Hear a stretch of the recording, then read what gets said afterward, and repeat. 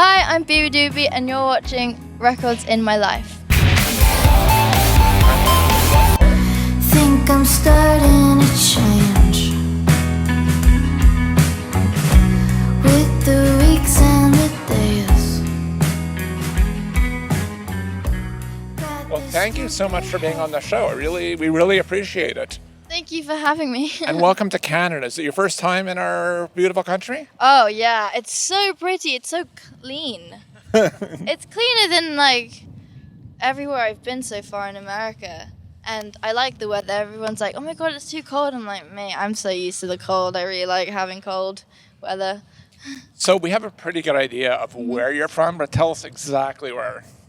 Oh, like originally, I'm from Iloilo in Philippines. Yes. And then I moved to London when I was 3. And yeah, I basically lived in London for like my whole life. Always lived in West, like Northwest kind of. How does the city inspire your music? In London? Yeah. I think it just came out with really good bands, I guess. And just, I mean, I used to live in Camden, and Camden has like the best music scene and just like so much culture. You just kind of get inspired by just like looking at people, you know? Tell us about your new record, which is coming out. I should say your forthcoming release, which is you must be really excited. Tell us about the name and. My new record's called Space Cadet. Everything's about space. It's called Space Cadet, and like Space Cadet's like a term for people who, I guess, just like don't fit in and who are just a bit strange. And I think every song kind of is just me coming into terms of like my differences and just like, you know, accepting them and not seeing them as like such a bad thing. And I guess like instrumentally, like I was so much more excited about this EP because now I have a band and like I can kind of do whatever I want. So I'm pretty excited to release it. And did you tell us, did anybody help you produce or collaborate on the record? Yeah, there's Pete and Joseph. Joseph engineered and also produced, and so Pete produced, and Pete's from this band called The Vaccines, which I was a really big fan of when I was like growing up. And we just have the exact same music taste, so like it just worked out really well for the both of us. Any favorite albums by The Vaccines? I think it could be the self-titled one, like was it the second one? The one that had I know what the cover looks like. It's like it's red and it has all of them in it. And it has like Norgard and like post-breakup sex on it. It's such a good record. He admits it too. Like, it's his favorite one. Well, that's great. It's good to be proud of what you've done. What's your favorite song off your forthcoming release, Space Cadet? I like all of them, but I feel like, okay, if there was a song to describe me as an artist that like I'd want people to know me as like this is the type of music I make, it'd be a song called Sun More Often from the forthcoming, because all my songs are all the songs off the record are my favorite, but if I had to choose one, I think it'd be the one that kind of represents me the most, so it'd be Sun More Often. Yeah.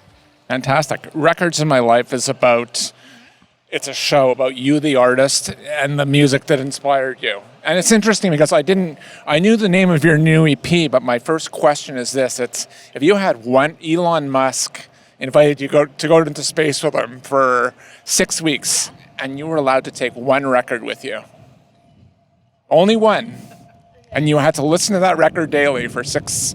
Yeah. Okay.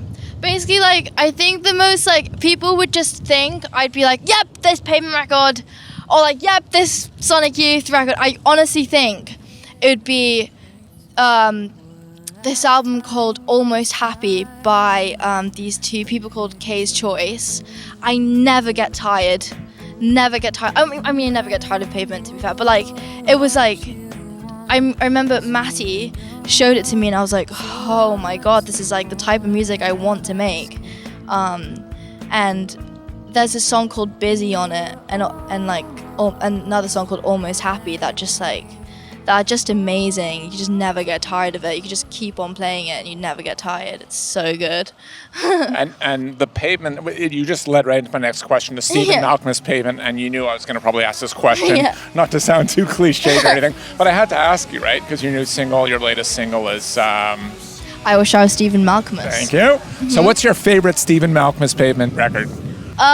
Terror Twilight, because it has Spit on a Stranger on it. Just the best song ever. Is that your favorite track by... It's like my favorite song ever. Oh man, it's like the melody line. It's like, how the hell did he think of that one? Man, I'm jealous. He's quite a guitar player. He's gotten better over the years, like much better over the years. Yeah, he's so sick. I idolize the guy. Like I try to be like him. Okay. What's the last record you listened to? I think it was... I've been getting into Beck a lot recently, and Odelay. We were just talking about that. But yeah, Odelay by Beck, such a good record. You look like a very fun and funny person. Like, not funny person, but someone who likes to laugh all the time, having a good time. Yeah. But which record will always tug at your heartstrings every time you listen? Oh man, obviously Elliott Smith, XO makes me cry. Also knowing like, you know, what happened to him and just him as a person, just Elliott Smith in general. He's like amazing and basically like what made me start making music. So he's just sick. For North Americans, I would use coffee as an example, but I'm gonna assume a cup of tea with any artist. Yeah. Alive or dead, who would you like to talk to? Artist. Oh my god, that's so hard.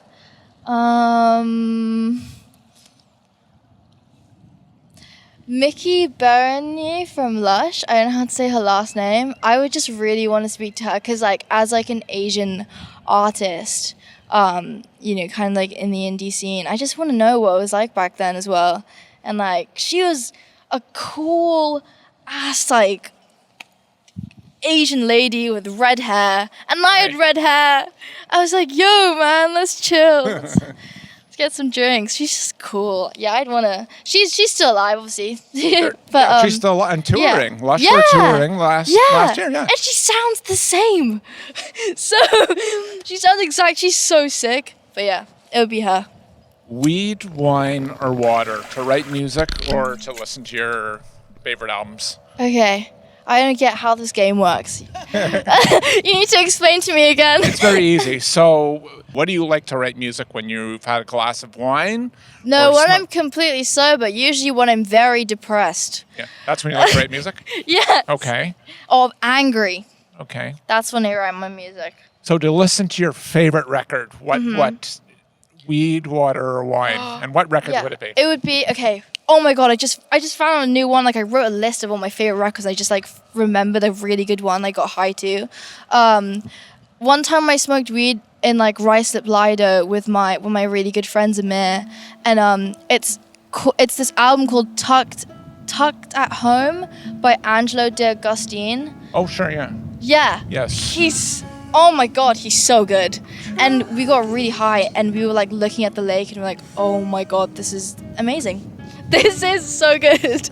Thank you so much for being on the show. We like to ask all our guests for some words of wisdom or advice for our audience.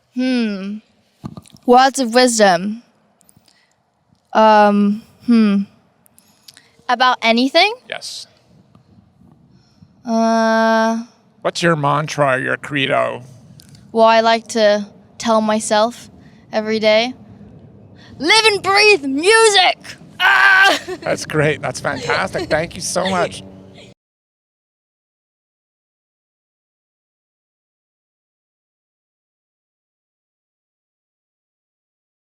Thank you so much for watching, and please subscribe.